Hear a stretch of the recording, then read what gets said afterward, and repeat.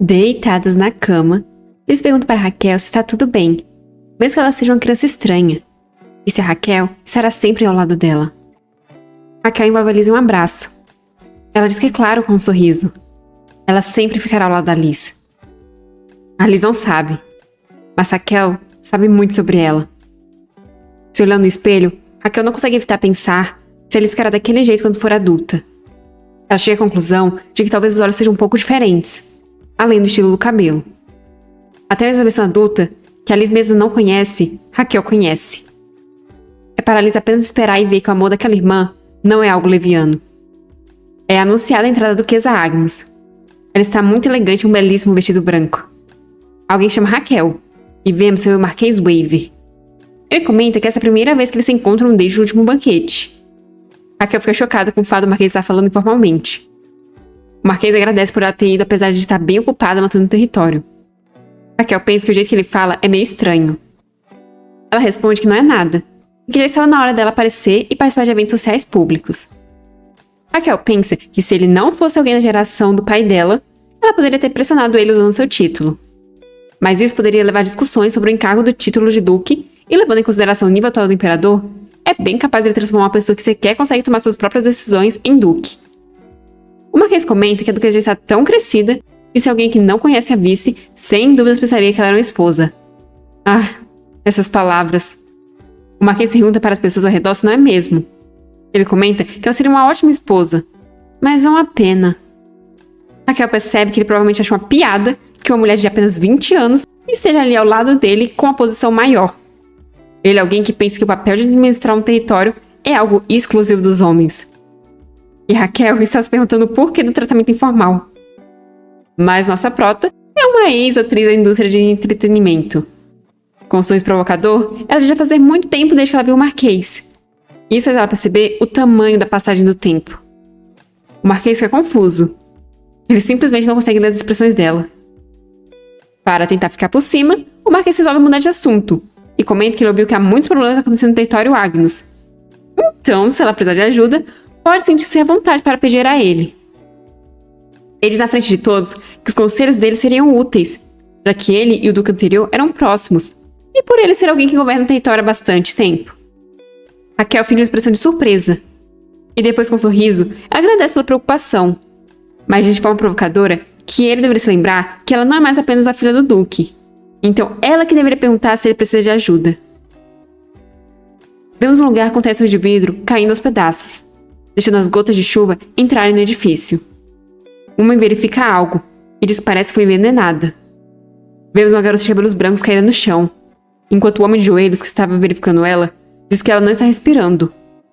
O outro homem que está no cômodo pergunta se é mesmo. A chuva continua a cair forte lá fora. O homem loiro com capa vermelha se aproxima do corpo estirado no chão. Ele comenta que é dito que quando uma bruxa chora, a chuva cai. E vemos a menina estirada no chão é a Liz. O homem pergunta se ela sequer é capaz de sentir tristeza. Agora vemos um dia ensolarado com um lindo céu azul. Uma empregada pergunta se era impressão dela ou se tinha começado a chover. Mas outra pergunta do que ela está falando, enquanto ri. Dentro do quarto, Liz está sentindo falta da irmã. Ficar sozinha absorta em pensamentos não é algo bom. E vendo como a Bella ainda não voltou depois de ter saído para buscar alguns lanchinhos, Liz imagina que ela deve estar sofrendo nas mãos daquela empregada chamada Mary de novo. Liz resolve sair do quarto.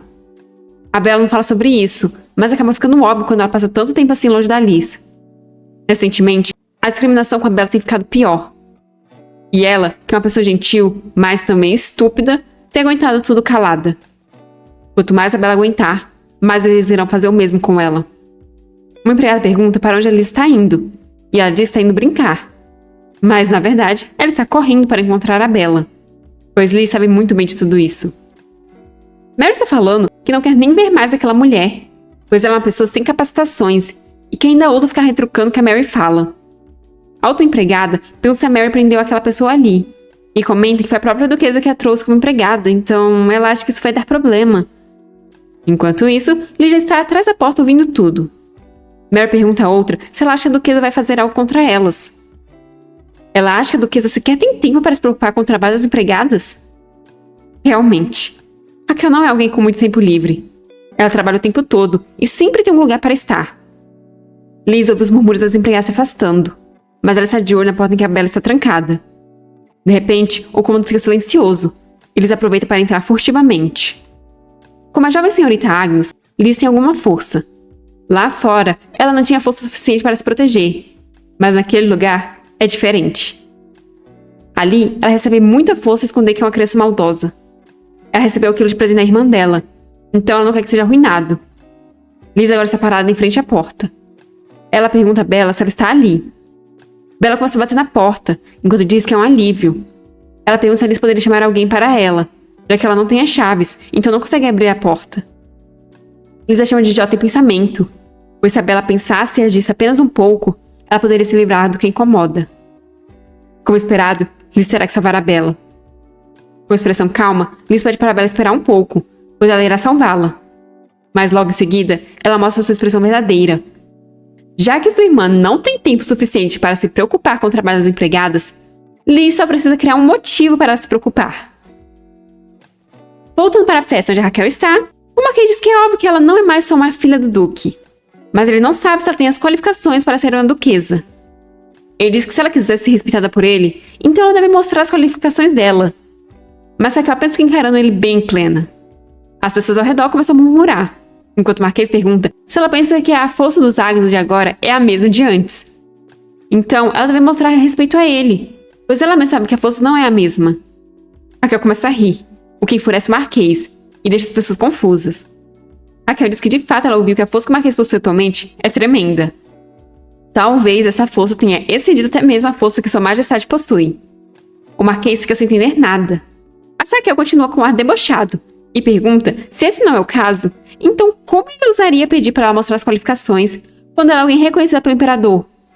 Não me diga que esqueceu que quando nas grandes famílias nobres tem uma mudança de comando, é sempre necessário ver a aprovação de uma certa pessoa. Raquel pergunta com ar irônico.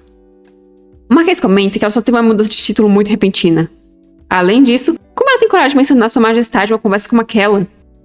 Tudo o que ele pretendia era dar conselhos a ela como alguém mais experiente em relação ao ato dela de trazer uma criança ilegítima para a família, pois isso não é algo nem um pouco digno de um dos grandes nobres fazer. Mas a menção a Liz deixa Raquel extremamente irritada. Ela entra no modo psicopata e diz não achar que ele seja alguém adequado para falar o que outra pessoa pode ou não fazer. Ela pergunta por que ao invés de ele falar algo sobre a preciosa criança dela, ele não olha primeiro para o próprio umbigo. Como ele ousou ir contra ela, ela irá retribuir a atitude. Então ela comenta sobre o segundo filho dele, que foi carregado por damas à noite, se é que vocês me entendem. Todos os olhares agora estão sobre o Marquês. Agora é hora para ele responder com essa arrogância. O Marquês joga um lenço aos pés da nossa prota, enquanto diz que parece que ela cresceu bastante. Então, ele solicita uma guerra por procuração. Ele quer que Raquel pague por suas ações. Guerra por procuração é um método comumente usado quando há disputa entre nobres. Se a guerra territorial é considerada como uma guerra total, a guerra por procuração é mais como um duelo. Uma luta entre nobres, onde a vitória ou derrota será definida através de seus representantes. Raquel não sabe se tem a confiança de vencê-lo. Aquele que perder a guerra por procuração terá que fazer o que a parte vencedora quiser. Pode ser um pedido como a vida ou território do outro, o que seria muito absurdo. Mas fazê-lo se ajoelhar é algo bem possível de pedir. Raquel está pensando que ela precisa de um cavaleiro que claramente dará a vitória a ela. Mas ela não sabe o nível dos cavaleiros do Marquês. Então, ela não sabe ao certo o que pode acontecer. Enquanto isso, o Marquês está sorrindo todo confiante, já que de acordo com o espião que ele tem dentro dos cavaleiros da Raquel, eles estão passando por grandes dificuldades. Como uma mera garota em ruínas ousa desprezá-lo, uma pirralha arrogante que nem sequer sabe seu lugar. Raquel ia falar alguma coisa, quando uma mão surge, segurando o ombro dela. É o Grão-Duque, que já chegou dizendo aceitar. Todos ficam chocados com o fato do Grão-Duque estar ali. Não entendi por que ele abaixou a cabeça assim. Está tentando controlar a maldição ou algo do tipo? Raquel não entendeu o que ele está fazendo ali, e se por acaso ele é próximo do Marquês. Ela não entendeu nem o que ele falou sobre aceitar, sem contar nas mãos bobas dele no ombro dela. O Grão-Duque diz que se o Marquês quiser, eles podem resolver isso agora mesmo. Completamente confuso, o Marquês pergunta do que ele está falando. O Grão-Duque reitera que acabou de falar que aceita. O Marquês começa a gritar exaltado que aquilo é algo entre ele e a Duquesa Agnus. Então por que o Grão-Duque se intrometeria? Raquel está suando frio, sem entender a situação em que ela se meteu. Ela comenta escutado que o Marquês possui excelentes cavaleiros, então ele mesmo queria dar uma olhada. Raquel continua sem entender o que há com o Duque e do que ele está falando. Um monte de pontos de interrogação estão passando pela mente da Raquel, pois ela tinha pensado que o Grão-Duque era próximo do Marquês. Na verdade, por que diabos ele entrou no meio da guerra por procuração? Mas, claramente, ela agradeceria muito se tivesse uma certeza de vitória tão grande assim com a ajuda do Grão-Duque. Raquel precisa saber no que o Grão-Duque está pensando. O Marquês aperta o punho com força e diz com um ar sombrio que entrará em contato mais tarde. Raquel fica surpresa com como ele mudou completamente de atitude. O Marquês começa a ir embora, enquanto começa a gritar com as pessoas ao redor perguntando o que elas estão olhando e mandando elas cuidarem da própria vida. No fim, ele está fugindo. Parece que o medo que ele tem é bem maior do que era esperado. Os convidados também estão fugindo em um instante. O aperto do Grão-Duque se torna mais forte. Raquel olha para ele aflita, mas então sua expressão se torna de confusão, pois do nada tudo começou a ficar quente. O Duque está suando muito e sua expressão é de alguém que está passando mal. Chamas roxas estão começando a envolvê-lo. Desesperado, ele pede para a Duquesa ser rápida, mas Raquel está sem entender nada. O Grão-Duque começa a tossir sangue. As chamas se tornam mais intensas, envolvendo os dois. Ele pede a mão dela. Raquel continua boiando na maionese. É como se ela não estivesse processando tudo o que está acontecendo, nem vendo em chamas. Então o Grão-Duque tenta alcançá-la, mas ele está fraco demais para conseguir. Ele a lembra da promessa e pede para ela cumpri-la, quase sem aguentar mais. A dor tomando conta dele. Com bastante dificuldade, ele disse que toda vez que ele quisesse, era para ela lhe dar a mão. No meio das chamas, Raquel enfim lembra. As chamas já estão envolvendo todo lugar, tremulando pelo ar com bastante intensidade. Theo continua com a mão estendida para ela, e a apressa. O Grão-Duque está tossindo sangue, agonizando desesperadamente. Naquele momento, Raquel pensou que a expressão daquele homem não combinava nem um pouco com ele. Ela pensou que ele fosse um homem de sangue frio, então ela imaginou que a expressão que ele estava mostrando não era real. De repente, a imagem dele segurando as crianças veio como um sonho. O sorriso dele naquele dia contrastando com a atual expressão de dor e desespero dele. Que dor fez com que esse homem chegasse a isso? Ela então esticou sua mão para alcançar a dele, até que finalmente ela o alcançou. Uma coragem imprudente começou a florescer, algo que deu continuidade a esse momento irreal. Ela não gosta disso. É quente. Seria por causa das chamas do Grão-Duque? Não. Se fosse isso, seria muito mais quente. Talvez fosse apenas a sensação das mãos dela que estivesse confusa. E aquele sentimento... Dizem que quando o mago desperta, ele instintivamente sabe como usar sua própria magia, já que o despertar é um sentimento natural. Como agora, que a Raquel finalmente percebeu que é uma maga, enquanto vai perdendo o equilíbrio, até desmaiar nos braços do Grão-Duque. Arthur chega ofegante, depois de correr muito. Ela começa a rir com a Raquel em seus braços desmaiada, enquanto diz que a maldição dos Lexville está chegando ao fim. E aquela mulher é a chave. Há uma infinidade de cartas que não param de chegar, o que significa que há muitas pessoas procurando por ela. Algo que intuitivamente mostra qual é a posição dela dentro daquele império.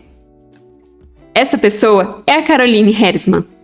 Ela abre um envelope, ansiosa para começar aquela manhã com as histórias das pessoas que estão perseguindo a luz. É sempre bom ver as pessoas fazendo de tudo para não estragarem o humor dela.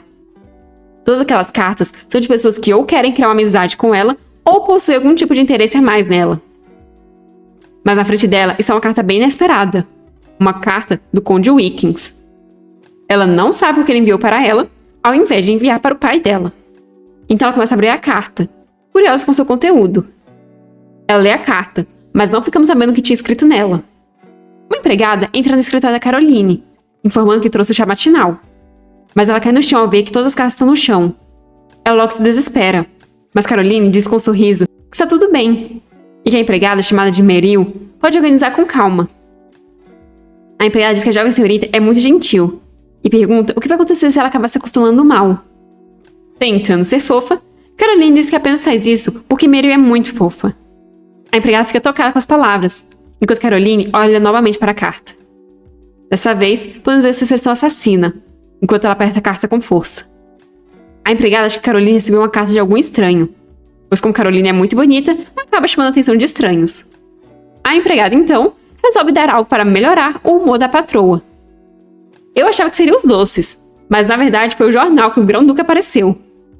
Parece que ele compareceu ao banquete do Marquês Waver, mas Meryl ainda não leu a notícia, já que ela quer que Caroline olhe primeiro. Assim, a empregada está desejando um bom dia para Caroline. Enquanto lê o jornal, Caroline se lembra das palavras que estavam na carta do conde, que diziam que a relação do grão-duque Lexville e a duquesa Agnes melhorou tremendamente. Caroline rasga o jornal irritada. Na frente da empregada, Caroline é uma grande flor linda e brilhante. Mas como ela ficaria feliz quando aquele homem está fazendo esse tipo de coisa? A menos que o grão-duque tivesse enlouquecido, ele jamais daria atenção a uma mulher como aquela. Mas com essa tanta coincidência acontecendo, isso acaba se tornando irrefutável. Caroline está com a aura sombria ao redor de si. Se Caroline fosse o sol, aquela mulher seria a lua. Então não importa o que a Raquel faça, no fim, ela ainda seria menor do que a Caroline. Então por que aquele homem continua sendo atraído por aquela mulher? Como se a Raquel estivesse ofuscando a Caroline, como em um eclipse. Da grandeza e força do grão-duque até sua brutalidade, não há ninguém naquele mundo que possa tornar a Caroline mais especial do que ele. Se ela receber o amor dele, significa que não há ninguém naquele mundo que ela não consiga fazer amá-la. O amor e interesse do grão-duque é um privilégio que apenas Caroline deveria usufruir. Se alguém ousar cobiçar esse privilégio, não seria uma grande coisa mandar essa pessoa para o inferno. Então, ela começou a escrever uma carta. Com um sorriso maldoso, Caroline pensa que não é algo que vale a pena ela usar as próprias mãos. Para Caroline, Raquel é apenas alguém que acabou de se juntar à sociedade. Se Raquel tocar uma flor, acabará sendo espetada por espinhos. Caso Raquel queira odiar alguém, ela deveria odiar a si mesma, por ter passado de um limite que não deveria passar. Raquel começa a despertar de seu sono. Ela está sentada em uma carruagem, com uma capa presa sobre seus ombros. Quando ela finalmente abre os olhos, fica assustada ao ver onde está e com quem está. O grão-duque a instrui a não se mexer tão rápido assim, ou então ela vai acabar ficando zonza. Colocando a mão na cabeça ao sentir um pouco de desconforto, Raquel questiona por quanto tempo ela esteve apagada. Ela informa que por algumas horas. Raquel questiona onde eles estão e para onde estão indo. Raquel diz que ela está perguntando o óbvio. Olhando para as próprias mãos, Raquel pede para o grão-duque explicar para ela o que foi aquilo. O grão-duque pergunta se ela sabe, e Raquel questiona sobre o que ele está falando. Ela explica que sobre aquilo que é bastante falado no Império, a maldição no sangue dos Lexville. Ela é verdadeira. Os dois ficam se encarando em silêncio por tanto tempo que chega a ser desconfortável. Raquel tenta sorrir, mas o desconforto sobressai. Ela está tão incrédula que até perdeu o medo. Ela questiona o que mais isso quer dizer. E Theo questiona se ela realmente quer saber mais. E os dois voltam a se encarar em um silêncio constrangedor. Raquel tinha imaginado que a expressão que ele estava mostrando não era real. Mas é certo que a maldição é verdadeira. Senão, ele não teria feito uma expressão tão dolorosa. Raquel não sabe se ela usou magia inconscientemente por causa da surpresa. Na verdade, ela nem sabe se aquilo que ela sentiu antes de desmaiar realmente era magia. Ela se pergunta se esse poder foi o motivo dela não ter morrido quando possuiu aquele corpo que havia consumido a erva de Pierro. O médico disse naquele dia que as únicas pessoas que ficam bem após consumir a erva de Pierro são aquelas com poder divino ou magos que despertaram um poder muito especial. E em toda a história, apenas um mago despertou esse poder. Então, se ela é a segunda pessoa, deve ter algo a ver com a possessão. Mas então, isso a torna alguém indispensável para o grão-duque. Raquel encara o grão-duque, enquanto pensa que deveria falar que quer refazer o contrato com valores mais altos. O grão-duque está sem entender nada, enquanto Raquel está toda felizinha por estar conseguindo olhar para ele de boinhas agora. Já que agora ela não tem mais medo dele. Mas a magia não é algo de uso pessoal? Com a força dos músculos? Foi bem rápido, mas era como se o poder do grão-duque estivesse chorando. Raquel não sabe se se confundiu, já que ela estava zonza. O sol já está se pondo quando a carruagem para em frente a uma mansão. Arthur estende sua mão para ajudar a duquesa a sair, e logo ela se encontra fora da carruagem. Raquel fica confusa ao perceber que ela se encontra em frente à mansão dela, no Ducado Agnus. Ela questiona os rapazes se eles trouxeram ela para casa. Ela já está até ficando zonza só de pensar por quê. Ela questiona onde estão as pessoas que estavam junto dela. Arthur sorri meio sem graça, o que deixa Raquel nervosa. Ela vai perguntar se o grão-duque matou eles, mas antes que ela pudesse terminar a frase, Raquel rapidamente responde que não. Arthur explica que os cavaleiros da família Agnus acabaram atacando o grão-duque por causa dos acontecimentos e... O medo da Raquel voltou a ver que todos os cavaleiros estão desmaiados na carruagem. Arthur diz ainda sem graça que estão todos bem.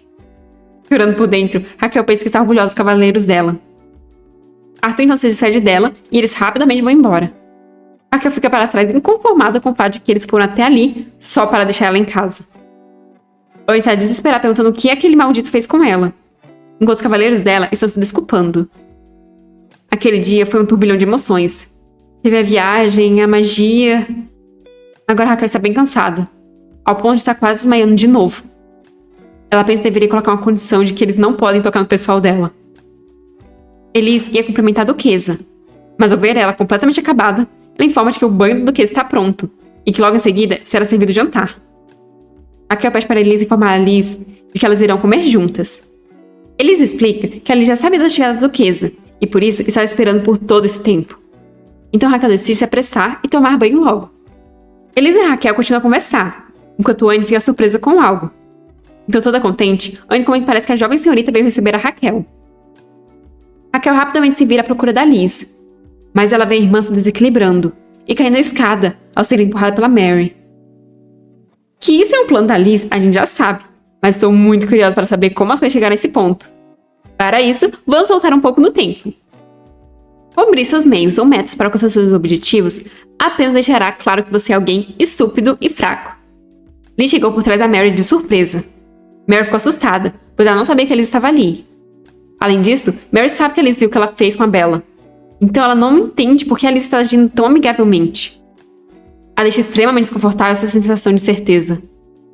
Mary perguntou se a Liz tinha alguma coisa para dizer para ela. E com um sorriso, Liz diz ter. Liz olhou com o canto do olho e viu que sua irmã já tinha chegado. Na hora que a Raquel ia se virar, Liz segurou as mãos da empregada e a puxando, disse com um sorriso que estava muito feliz ela ter se encontrado ali. Liz agradeceu a empregada, que ficou confusa. Então se inclinou para trás, pois já estava na beira da escada, enquanto dizia que Mary a poupou de um grande trabalho. Liz soltou a empregada, e ficou sem entender nada, apenas vendo a Liz cair com um sorriso vitorioso estampado no rosto. Essa menina merece o Oscar. O resto a gente já sabe. Raquel viu apenas a cena que dava a entender que a empregada empurrou a Liz, então gritou chamando a irmã. Liz, que está corada e com um enorme sorriso, pensa que se rir muito, será descoberta. Mas ela não consegue evitar com toda a preocupação com ela, vinda daquele grito. Ela ama muito isso. Raquel já está com a Liz em seus braços. Até a criança está manchada com sangue. Quando a irmã mais linda e brilhante que a Liz já teve, está brava pela Liz e expressa toda sua preocupação com uma expressão de choro, não existe outro momento que confirme tão claramente o amor. Liz não consegue evitar gostar tanto de momentos como esse. Liz abre os olhos que estão cheios de lágrimas e coloca a mão no rosto da irmã. Com uma expressão triste, a criança pergunta se ela realmente é uma criança ilegítima que a Raquel não precisa. Será que a Raquel se lembra? Há pouco tempo, quando ela comprou algumas roupas bonitas para Liz, ela disse para Liz não deixar que o que os outros falem ferisse o coração dela, e que ela é a pessoa mais preciosa para Raquel. Raquel não precisa se preocupar. Nada irá ferir o coração dela. Liz finge utilizar suas últimas forças para apontar. Raquel olha na direção que a Liz está apontando e fica irritada ao ver a empregada. Liz tem uma linda irmã que ficará magoada e furiosa por ela. Então, novamente, ela não consegue controlar o sorriso. Os braços da irmã dela são tão bons. E assim, Mary é levada pelos cavaleiros. Bella chega desesperada gritando pela Liz. O médico pede para ela fazer silêncio. Liz está deitada na cama com a cabeça enfaixada. Ao que tudo indica, desacordada. O médico informa que a Duquesa saiu para decidir o que fará com a empregada. Então é para Bella cuidar da Liz até que a Raquel volte, já que o médico precisa preparar remédios extras. Bella concorda, enquanto chora aos pés da cama da patroa. Ela não entende como alguém faria algo tão cruel com uma pequena garota. Depois que o médico vai embora, o quarto fica em silêncio por algum tempo, até que a Bella sussurra chamando a Liz. Logo, Liz abre os olhos e pergunta como a Bella sabia que ela estava acordada. Pelo visto, a Bella não é tão sem noção das coisas. Bella está tremendo.